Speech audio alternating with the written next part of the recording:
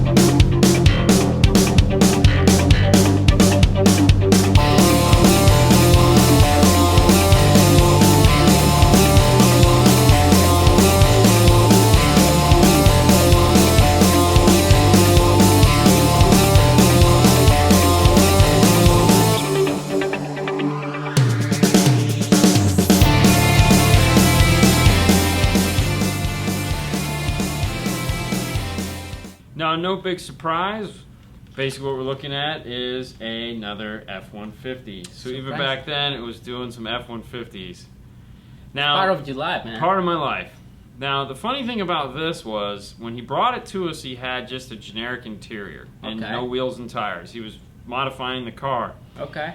So when he went to do those seats, Yep. they had to match the leather or the vinyl inserts to the box. Okay. Oh, so you guys did We did the install audio first. And then he came back and he had the seats made custom. The irony is, I just grabbed some red because he says I want it made. I wanted Rockford colors. Yeah. Rockford had red, so I just grabbed the red off the shelf. They had a hell of a time trying to match that red because it was an older red. Wow. Yeah, so he was telling me about it and he was like, yeah, it was a pain. They had to dig it out. What I did was when I made the truck, when we did the Dodge Dakota, I had made that template, that Rockford template, and I made a big one and I made a small one. We still have the big one here somewhere. It's over in storage. It's over in storage, yeah. So what I did is I put 2 layers of vinyl on the box, okay? And then I took a Sharpie and I took those templates and put them on and drew them. And I'd take the smaller one and draw them, and then so I drew all those Rockford logos onto the box through 2 layers of vinyl. And if you'll notice, like they're overlapping, like it's not one flat. So I would go ahead and I would cut them all out, and then I'd peel off one and then peel off the other so that it was layered. And then of course that's 1/4 inch wood with the logo. And then we used the Rockford Torx head screws or Allen head screws to hold that down. Now, if you notice, it's round. Yeah. That's not a bendable birch. What that actually is several 1-inch strips of wood. I made the sides because I knew what those shape was going to be, and then the box is in the middle. So I think it was 412s downfiring. Wow. The front is a facade. So what I had to do is take 1-inch strips of MDF. I glued them all together, and then I just sat there with a belt sander.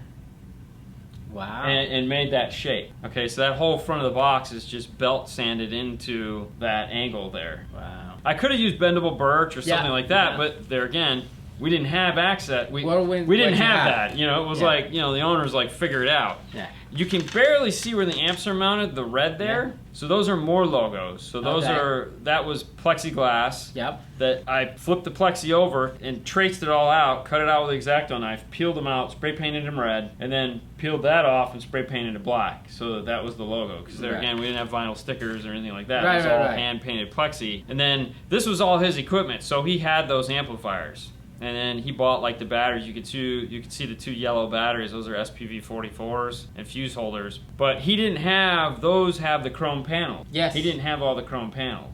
So he was in the process of trying to get them. On the side of the box, you can see the suede, and then the red piece there, and then the Rockford screws holding in place. So anytime we did Rockford, we'd always incorporate those screws in there. And you can see the risers on the amplifiers. Yeah. Those look familiar? Mm-hmm. Yeah. Yeah. So those are, when we do fuse holders, they always have the 8 gauge, the 4 gauge reducers in there, and for years I've been saving those, and I would use them for amp risers. And it was funny too, because the batteries wasn't a lot of room. So like tucking that wire had to go like down, around, and back on the back side of the battery. That's funny, you know. You just take the back seat out, down. Oh, you know what's holding the battery in place? The battery's in place, they don't slide. Right.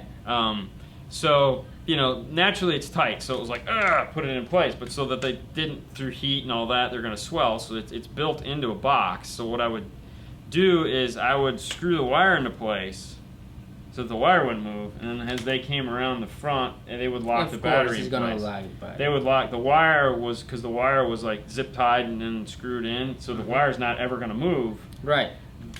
So between friction fit, and then the wire would also hold the battery, so the batteries would never move. And actually, we had to take one out at some point, and I built it so tight, it was like, this is terrible. Impossible. Oh, it was almost impossible to get the batteries out. Wow. So we had nothing to worry about there. And then, of course, the whole thing was, if you look at the top of the box, like by that seatbelt, you see the 2 little silver. So that was a trim panel that went on. I think it said Rockford Fosgate in the suede, which of course the picture's too low res to see. But that was there because the way the box was built, it screwed into the wall. Okay. Okay. Then that was the trim panel to cover that. So to get the box out, you know, and then the box was built so it's resting on the floor. Yeah. That was just so it didn't tip over. Okay. In the bottom corner there, that's the relays. That would have been the SR200. I guess that was the start of the F150s.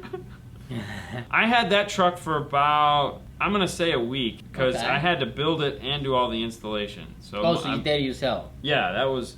So what we'd do is we'd have, you know, the installers that would be doing the day-to-day stuff, like putting in the radios. How many installers do you have? There's 2 extra installers. Okay, so they do like the day-to-day stuff, and then I would make sure they were doing their stuff, and then I'd go build all my stuff. So I think we had that for about a week. Okay, so you're working in that truck? Yes. And they working in other cars? Yeah. Okay. Basically what it would do is I'd have like a day to build everything to a day and a half to build everything. Get it all built. And then the next day I would spend just covering everything. So as I was doing, I'd take a Sharpie and I'd write, make it this color, make it that color. And then once everything got built, then it was the final assembly. So that was running all the wires. And that's where I adopted the idea of running from the amplifier forward, because nothing would suck worse than running all this wire back to the amplifiers and then having to find some place to tuck all this wiring and all that crap. And it was like, why would I do? Let's just run it forward and we can just cut the length. Most of the people, that's what they do. You know, they start from the front and go to the back. And I was doing the same thing for like forever. Time. Yeah, exactly. Yeah. And you know, you're like this. Yeah, the one guy at Knowledge Fest was like, dude, I want to thank you for showing me that, because I'm a big guy and this kills my knees and my back and all that. I never thought to do it that way. And I was like, and then you sweat a lot, you know, in the trunks and everything. And I did it out of desperation because I was the only guy in the car working on it, and I needed a better way to do it so that I could like build everything on the bench, bring it into the car, set it in place, bolt it down, and and I was always wondering, like, man, what happened if it doesn't reach? You know, like starting from the back to the front, like But it's like, dude, this is the same thing, you know? You're running the power. It doesn't reach from the front to the back, it's not reach from the back to the front. So then, you know, and speaking of building out on the bench, let's go to this next one here. This is a Land Rover.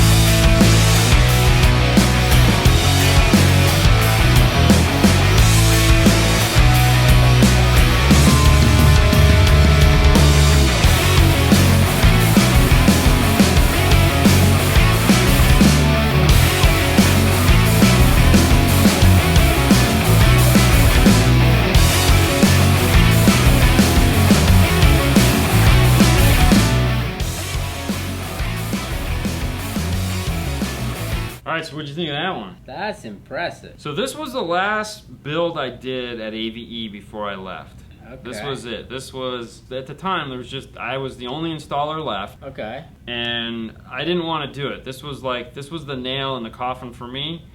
Because I was like, how are we going to do this big custom build when I have to do all the other installs? As fun as this was and as cool as it is to look at, this was very frustrating for me. Okay. In many ways. First off, we had the vehicle for like a couple days, and then it had to leave, and then it would come back, and then it would be for a couple days. So we had about a month that we were working on this. So it's got a Rockford 2500 and then two 404s on the sides. Like I said, we didn't use audio control. Owner didn't like audio control, so this kept the factory radio. We still had the factory radio. We did Focal K2 three-way set up front, Focal K2 coaxials in the back, which I was really not happy about because I had originally sold them components, and to save money, the owner bought coaxials. I was like, what the heck? So that kind of ticked me off. Right. To integrate into the amplifier, we had to use Vendetta 4s, which were now pack pieces, but I think we used like 3 Vendetta 4s. That's how we summed the signal together. Wow. It was crazy. How the K2's original crossover was, it was a bi-amped crossover. Okay. So you could run, channels 1 and 2 would run like the top, the tweeter, and the mid-range, and channels 3 and 4 would run the mid-bass.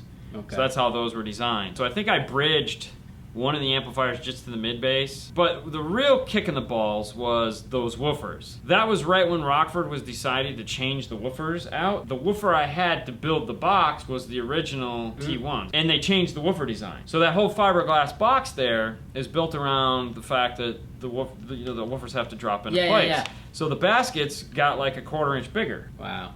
So I'm done with it, and I get these new woofers, and they don't fit. So now I got to go back and redo the whole top of the box. Wow. I was not happy. Of course. So like we were talking about wiring it up on the bench. So that whole thing had to be built onto the bench and slid into place. So that is all one gigantic piece that literally slides right into the car. Wow.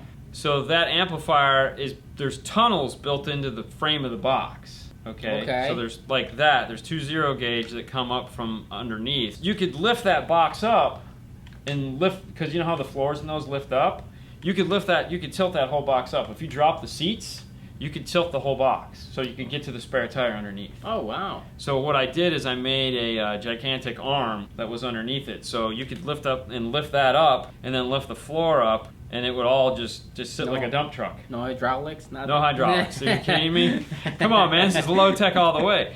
But so there was a 0 gauge tunnel that ran up the center of the box to power the 2500, and then there was tunnels along the side of the box to go to those two amplifiers, the highs amps on the side. And then the logo there again, as you can see from the videos, that is a hand-cut, hand-polished logo that was mounted from the top. I wanted to like double stick tape it on, but in the end we ended up just using 2 screws, and it looked really nice. And there again, those are those Rockford behind screws. Those 4-channel, four-channel amplifiers. Yeah. That was like a hole in the back, or on the bottom. No, behind them there was a tunnel. Yeah. So the wires would tuck in. Okay. They routed into a tunnel and then went into the box, and they all came out. So in the center of the box there was a giant like carpeted wire hinge. So one side was power, one side was signal. All the signal and everything went into the driver's side handle there that you can see. That's where the factory amp was.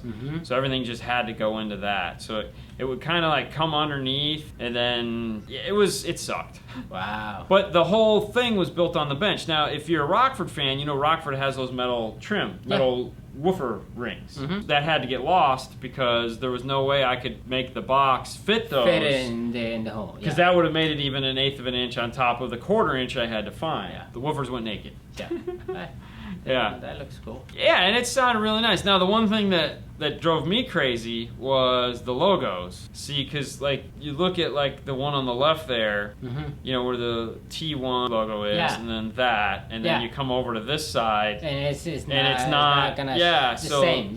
So that drove me nuts. Yeah. I couldn't get them to to sit the way I wanted them to. But why you don't put it straight? Like I couldn't get them to fit that way. Oh, really? Because of the way those baskets were made. Yeah. I needed them to turn just like that in order to fit into the box. Okay. Because there was also bracing inside of the box to hold those. So it looks like the all 4 speaker was the same. Like it was a big mono chamber. It was a big mono chambered box with a right. ton of bracing inside of it to hold those woofers up into place. Right. So that sat in the install bay, and I would just sit there and sand on it non-stop until we got the car back. And that's vinyl. That's all vinyl. Okay. And then, like, if you notice the round shape in the front, there again, I took a subwoofer and said, yeah, that looks like about the right bezel. And, you know, just stacked 2 pieces of wood on there to get that height that I needed, and that was it. But yeah, the whole thing had to slide in and go, because they showed up with the car for us to finish it.